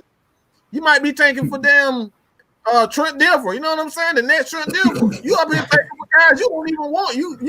You basically getting the number one pick for a guy that's absolute trash. I'll take it for Bo Nix. Wait to see, dog. Bo Nix. Goddamn. That's what Auburn fans saying this, man. Yeah, man. Exactly. And J-Rock killing it with they go to another $2.99 in the $2.99 super chat. Hey, and look, he's talking about my boy Marlon Davidson, War Eagle from Auburn. Like I said, we don't know what Marlon Davidson is. He ain't played. That's like I'm telling you, like calm down. Like everybody on Dante Fowler neck. We got guys that ain't even playing because of COVID. We ain't seen Brady Jarrett was talking all that stuff about John Kaminski. John Kaminski ain't even seen the field for real. So I'm like, as much as we want to get on this team, he ain't even seen the field. Like, yeah, we can keep getting on this. Like, and what scares me, why I have hope for this Falcons team is because even though we're not healthy, we're in every single one of these games. Like, those are two playmakers possibly, John Kaminski, Marlon Davis. That didn't even play on Sunday against Detroit. Everybody know we should have beat Detroit. Everybody knows we should have beat Chicago. Everybody know we should have beat Dallas. We definitely should have beat Dallas. But shoulda, woulda, coulda. Shoulda, woulda, coulda. But at the end of the day, some of these playmakers are not even out here. Like Marlon Davidson, he didn't play in that game. Like John Kaminski hasn't played. Like I said, I thought we were going to have a rotation. I thought we were going to be able to bring 4 new guys in and all that. I was talking all that stuff before the season started, but none of that came to fruition because everybody's injured. So it's like, or on the COVID list. So as much as we want to keep saying like this defense sucks and stuff like that, it's like, really, we got to see the full defense out there because we ain't seen the full defense, to be honest. So we don't really know what Marlon Davidson is as a pro. I know what he was at Auburn. He was a dog at Auburn, and I keep saying it. He was supposed to be Quentin Williams. I'm talking about Quentin Williams coming in. He was supposed to be that guy to play the nose next to Grady Jarrett, but he's been injured. So we have to rely on Tyler. We've been having to rely on Tyler Davidson, and Tyler Davidson pass rushing is not what he does. He's just basically a run defender mainly. That's not what his role is, and that's what Mike keeps talking about. Like the casual football fan doesn't realize that these guys have roles, you know. And some of these guys we don't have in here to play their roles. Because I've been calling John Kaminski. He's built like Patrick Kearney. That's who he reminds me of. So really, I don't like to see him in that nose. I want to see him out the defensive end position. I think Anthony Wright said it earlier in the chat. Like we should place Marlon Davidson at the nose, and then place John Kaminski out there on the defensive end. But I want to see us just have a full healthy team to actually see what these guys look like, so they can get established in their roles. Once we see that, then we can kind of make a judgment. So it's kind of like we're on that wait and see, like Mike was saying. We got to just wait and see. We don't know. Yeah, this is the great value version of this defense. Exactly. The watered down version of this defense. Exactly. Well, why I say I can't believe it's not butter. That's what this defense is right now until we get the 4 pieces. Exactly. But you can move Quentin Williams up and down. He said defensive end. You can move him up and down the defensive line. Exactly. He could be the Bobby Boucher on the defense. Put him anywhere. But Hey, let's see what else we got up here. I know somebody. Man said TV shouldn't got fired. Man, what, Sean? If you don't sit your behind down. Like, put that man in timeout, man. What? Thomas Demetriou should have got fired. Man, you don't sit down somewhere with that nonsense. He said he shouldn't have got fired. Yeah, he should. Yeah, he shouldn't have got fired. Man, what, bro? Like I said, some of y'all. He's trolling. That was a troll comment right there. He's trolling. That's a troll comment. I was like, shit. I'm about to say Thomas Demetriou shouldn't have got fired. Shit. You looking at the wrong team then. You looking at the wrong product on the field. I agree with this comment right here. Mm-hmm. Need us a Danny Shelton. Right there, Shelton. We need us a big boy. We need Rikishi. We need somebody in that big boy. You can't move them big jokers out of there. Like K-Style was talking about. We need us a Marcus Stroud and Henderson in the middle. We need us a Williams. Vince Wilfork. That's all I gotta say. Vince Wilfork. There you go. We need us a Vince Wilfork, Ted Washington, all of them guys, man. We need us a Tony Saragusa. You just sit them in the middle and you can't move. Mm-hmm. And it forces the offense to go away from them. Exactly. And we know we got the speed to get on the edges. So you run a toss, you in trouble because like Foyer, Michael Walker, and Deion Jones, you ain't getting around them around the edge. Hey, shoot! Like I said, you just need them for 2 plays. That's all you need, 2 plays. There go another name, y'all. Where is that? There it is. Akeem Hicks. He was wrecking havoc last night on Monday Night Football against the Rams. He was everywhere, dog. That dude there. Oh my God! Somebody brought out one of my favorite Falcons of all time. And Smitty did it again. He came in with a clutch one. Grady Jackson. Grady Jackson. Mm-hmm. Wow. That man said, is Dirk Cutter a problem? Yes or no? Man, you ain't looking at the field. You ain't looking at the problem. I'm going to tell him like this. He don't have a job. It's for a reason. That man don't have a job. So it must have been a problem. Hey, man.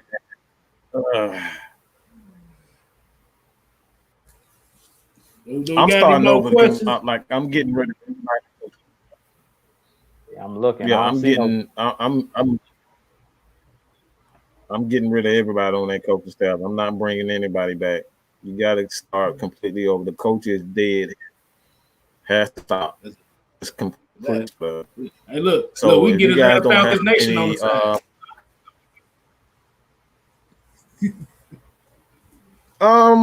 Everybody keeps saying the Falcons are small up front. They're actually much bigger this year than they've been in a while. So it's not necessarily they're smaller up front. Tack, he's like 250. Dante Fowler is about 260, 250, 260. Grady Jarrett is about 290, 300 pounds. He actually gained weight himself. Tyler Davidson is about 310, 315, somewhere in the neighborhood. Aaron Bailey, he's about 290, almost 300 himself. He's a big guy. Marlon Davidson, you look at Marlon Davidson, he's another guy that's about 290, 300. You like John Kaminski is a guy about 280. So aren't necessarily small up front, but you still need that one guy in the middle that you can't move. And that's the issue with the defense. You can move around the defense. You can maneuver around this defensive line. So if you don't have a guy like a Danny Shelton that you can't move out of the middle, that's the issue. You can't protect Deion Jones. It's not necessarily that you got to have a guy that is big, 350 pounds, to just focus on, stopping the run or whatnot. It's not that. Those defensive tackles are there mainly to protect the linebackers, and that's the issue. If you have a 350-pound guy, that guy is there to protect Deion Jones, to protect Foyer Olakun, protect those offensive linemen from getting on those guys. You can't move a Grady Jarrett. You can't move a guy like Vince Wilfork. You can't move a guy like Paul Soliai. So in essence, your boy Curtis Lofton, like even when Curtis Lofton was here, the reason why his tackle total was so high because you had the defensive tackles in the front in the middle of the offensive line to protect your linebackers. That's what it's about. You got to protect your linebackers. Keep those offensive linemen off of them. Prevent them from getting to the second level. So when it all comes down to it, man, it's like you do need size. Do need size, and they see that now they're not getting pushed around as much as they were in the past. Yeah, there's room for improvement, but for the most part, the Falcons aren't getting pushed around. They're not getting bullied up front. We got another super chat. $4.99. $4.99. Well, basically, he's saying what we've been saying. We said we in salary cap hell Falcons. Well, except for the tanking part, and trade back to get all the cheap rookies they can. Bait another team to trade up and load up. I don't know about that. Now the salary cap part, I agree. Hold. We gotta stop this. Like, stop. How many times are we going to say tank? Tank never works in any sport.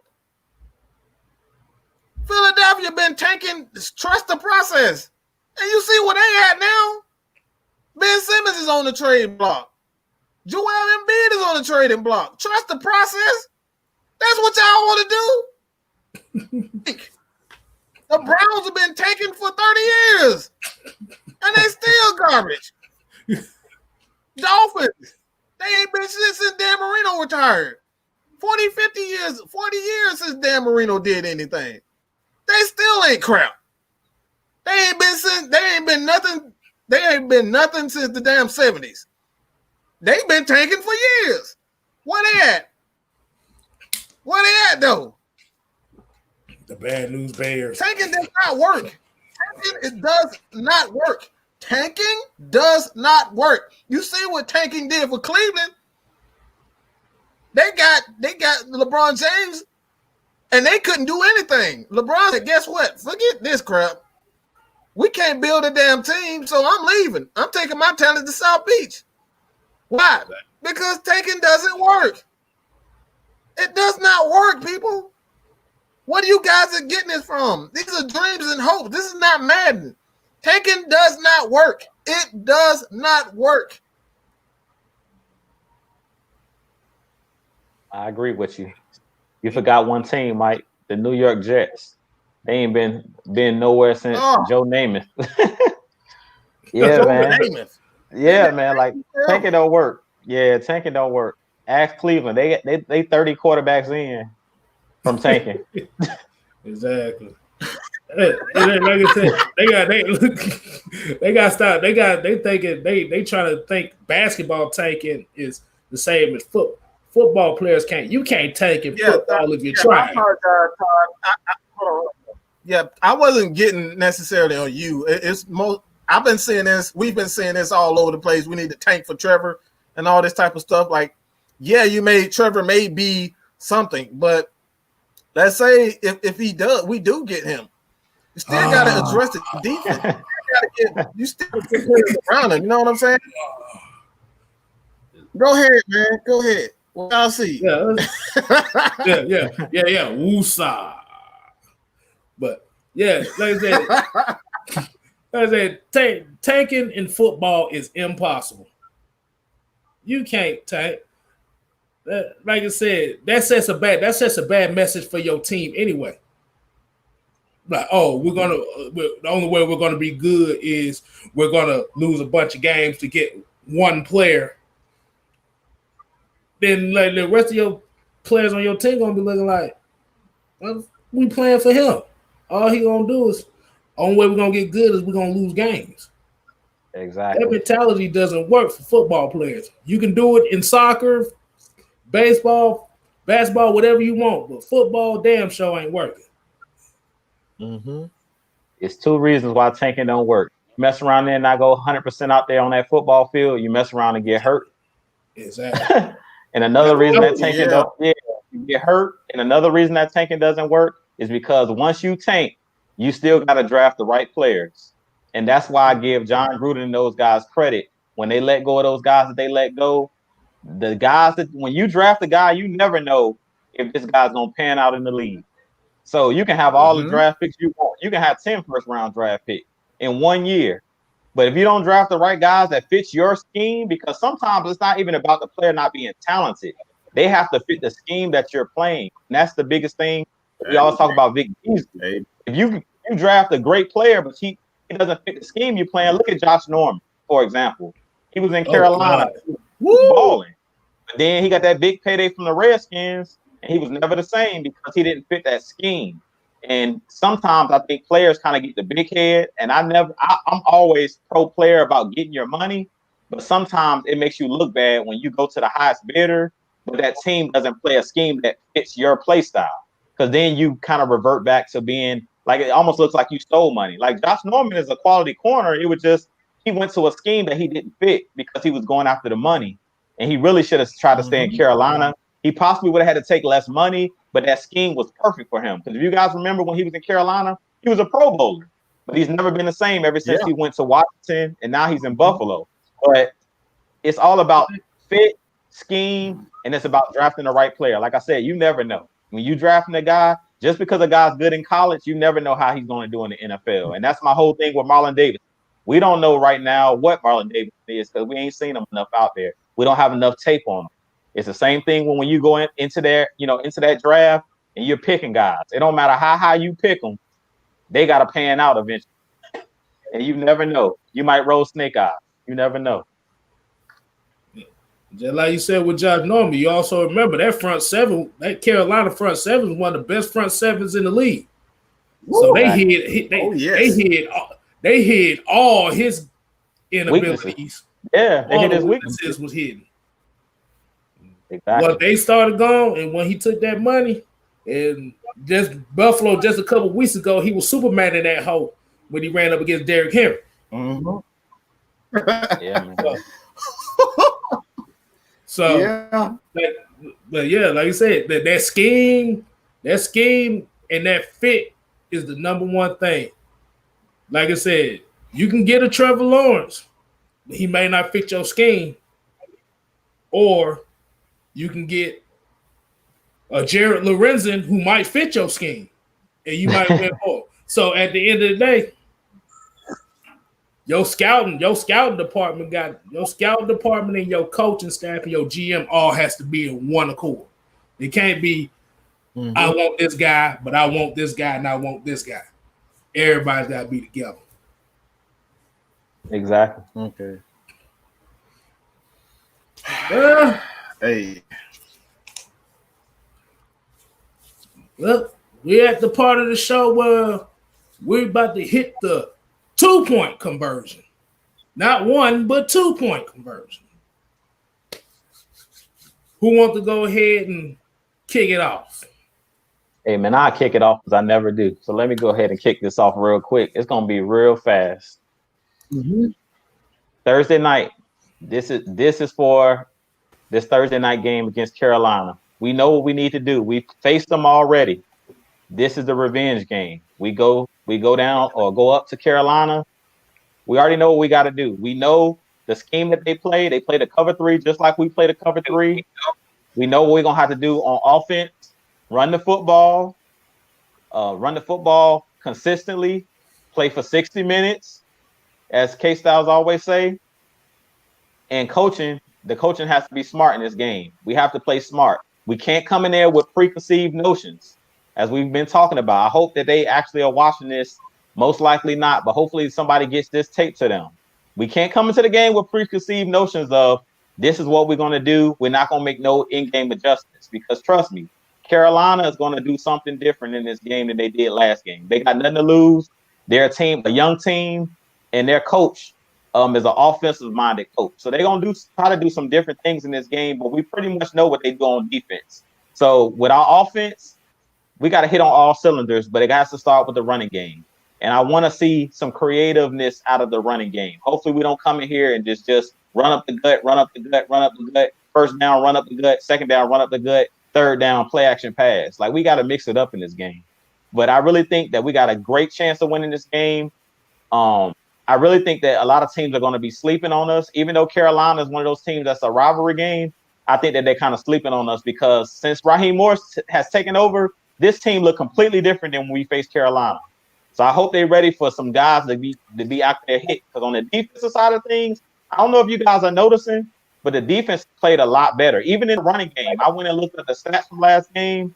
They only rushed for 66 yards, I believe, last game against Detroit. And they have one of the better three-headed monsters in the league with DeAndre Swift, Adrian Peterson, and Kerryon Johnson. So we did a pretty good job of tackling. We did a good job of bringing that physicality. So if we bring the same physicality to this game, what's his name? Mike Davis that ran through us that first time.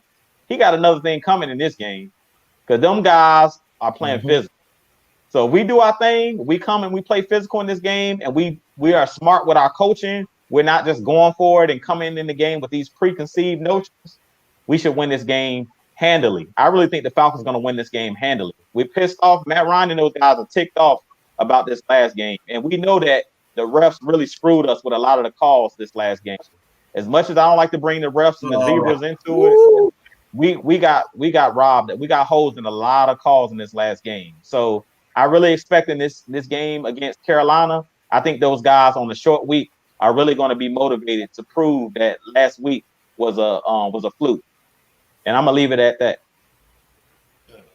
I'll go next, but before I do, I want to hit this $1.99 super chat that came in the clutch. Todd Mullis, $1.99. So basically, he's just saying, how did you feel about the Lindstrom pick? How you feel about Chris Lindstrom? Oh man, me and Mike have talked about Chris Lindstrom. Him and Caleb McGarry. Them guys are monsters, man.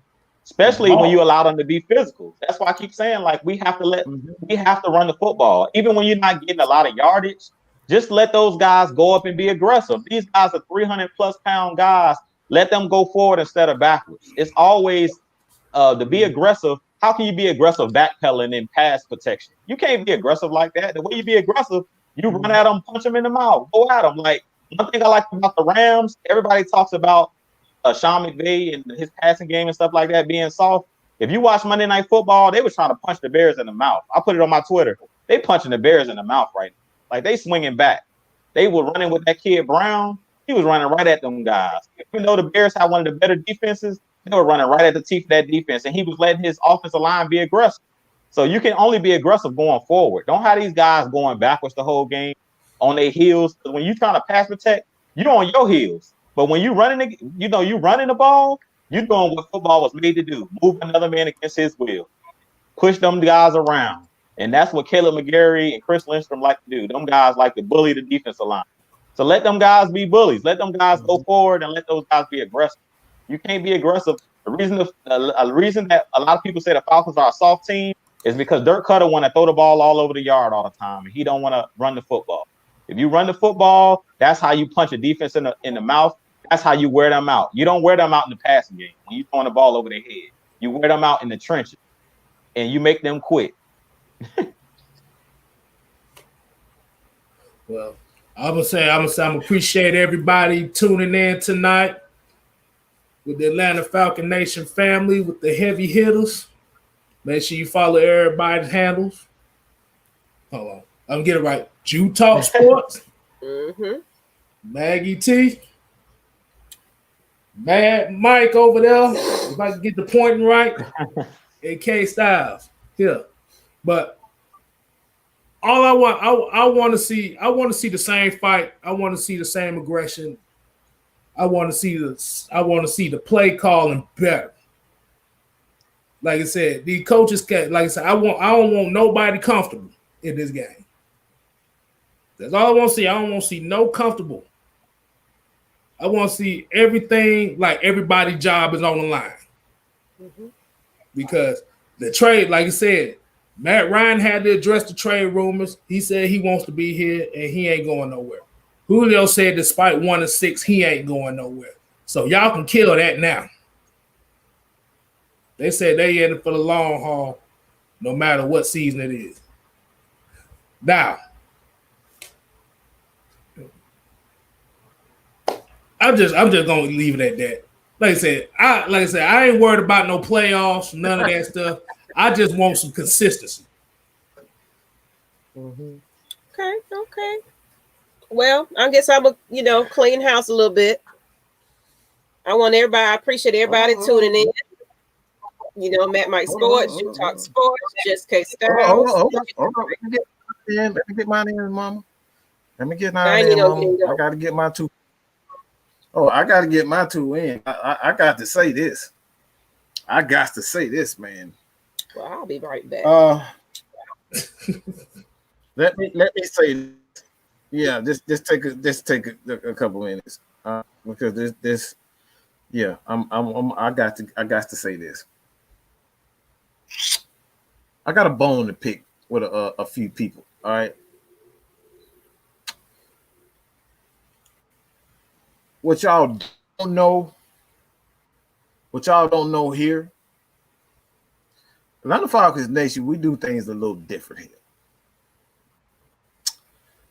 What we do here, we give you nothing but the unadulterated truth. Okay? I don't give a shit if you like it or not. You don't like the truth. In fact, sometimes the truth hurts. The truth does hurt. I don't know if you guys remember that song, Dr. Dre and Truth Hurts. Yeah, sometimes the truth does hurt. That shit does hurt. Okay? You don't have to like it. You're gonna get here is the absolute truth. And what the truth is that the Atlanta Falcons don't have money to be going out and just throwing the shit away because y'all and y'all feelings about a particular quarterback or particular player, everybody. Okay? We're stuck with Julio and Matt for the next 2 years because we invested in our core players. That's the fact. I'm not saying keep Matt Ryan and Julio Jones around because I love these guys. No, I'm not saying that because I love these guys. I'm actually looking at the salary cap so you motherfuckers don't do any of that. I'm looking at the numbers, $79 million, $49 million next year, Julio, 28, 30 million this year, and next year is just about as high. $20 million almost, look again, over $100 million. And that's just talking, I'm just talking about Julio and Matt. You can't move Jake Matthews because you gave him a massive contract. You invested in the rookies. You invested in Grady Jarrett. You invested in Deion Jones. You don't have the money. It's simple. It's the truth. So stop with the narratives of we are just saying this because we love Matt Ryan. Oh, y'all are Matt Ryan. Y'all are Ryan-ites. Y'all Ryan-ites. Well, we Ryan-ites. Y'all some crying-ass bitches, okay? Stop crying. He's not going anywhere. Do you understand? In order to tank, you have to have a team that is older. One, they have to be older, an older team, and their contract has to be close to expiring. You don't terminate contracts in the first couple of years of it. It's virtually impossible to just cut contracts in the first couple of years in it. Because the structure, the way the contracts are structured is players are getting their money up front. Guaranteed money. With guaranteed money, you're getting in the first couple of years. After that, the first 2-3 years, that's when they're getting their money. After that, that's when you'll be able to get rid of. Matt Ryan and Julio Jones just signed a contract just last year. You guys forgot about that? You probably don't know because you don't do research and you don't read. So I really appreciate those who understand the fact that there is a contract, there is a such thing as a salary cap, and stop coming at not only myself, Jew, Kevin, and the guys or Jazzy Jeff. pound for pound, all these guys. We've been saying this over and over and over again. There's a such thing as a salary cap. We're stuck. We're not saying this shit just to be saying it. So, like, you guys got to like wise up, read a book, Google. I don't give a fuck what you do. Do one of them. Do all three of them. But wise up, smarten up. I love y'all dudes to death, but some of you guys are just incredible. Some of you guys are just incredible with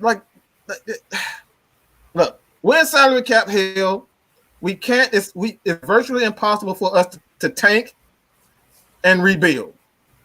So with that being said, man, I truly appreciate every one of you guys. All right, but I am not here to kiss y'all ass. I'm going to give you nothing but the truth. Period.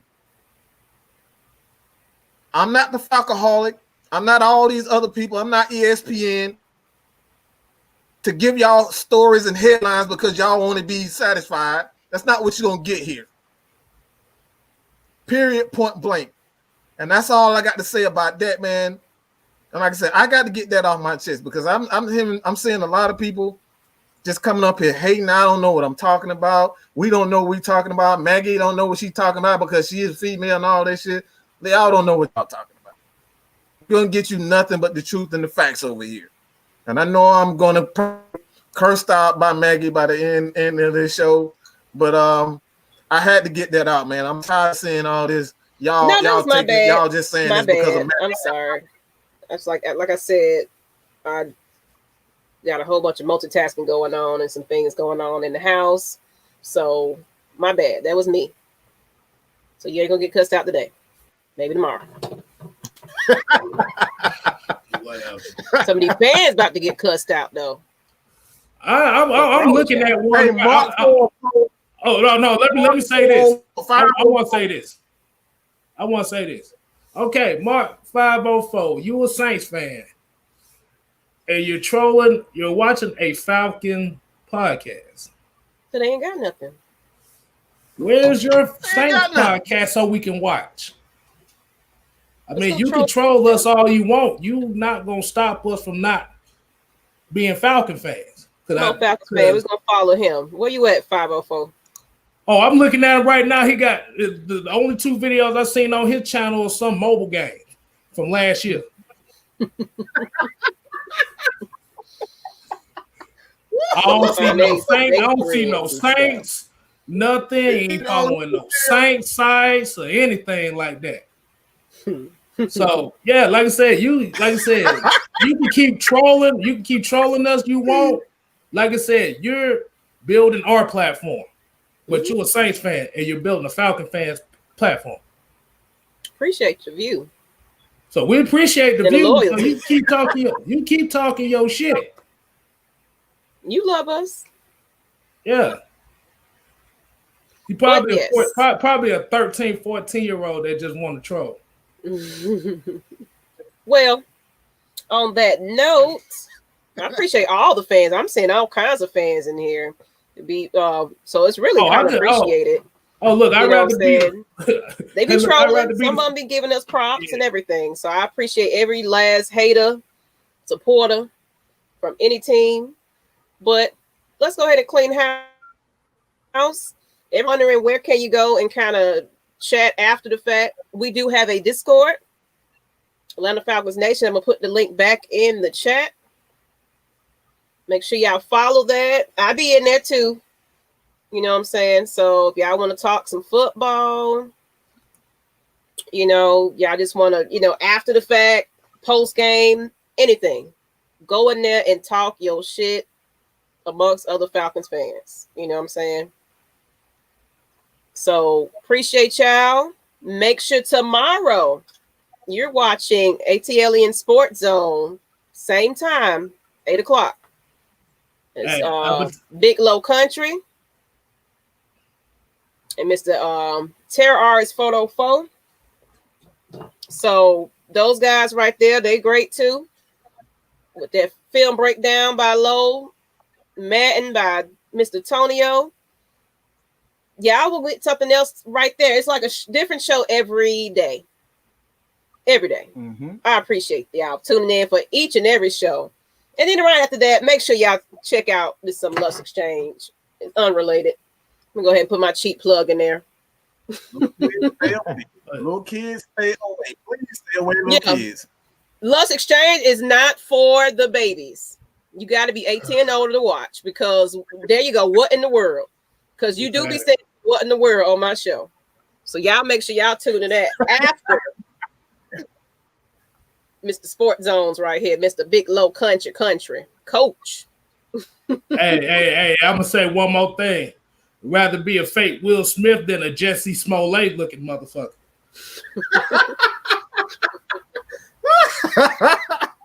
That man said fake Will Smith. Man, you don't sit going ass down somewhere. Dusty ass shoes, that dusty ass. But yes, y'all tomorrow night, post game for the weekend, and we actually thinking about a third show. So we recruiting. You know what I'm saying? I got my emails. I'm hitting some folks up. So you never know. You never know who you might see. But appreciate y'all. Till the next time. We are the Atlanta Falcons Nation. We are the nation. Remember that. And we out. All the nation. Remember that. We are the nation. Yes, sir.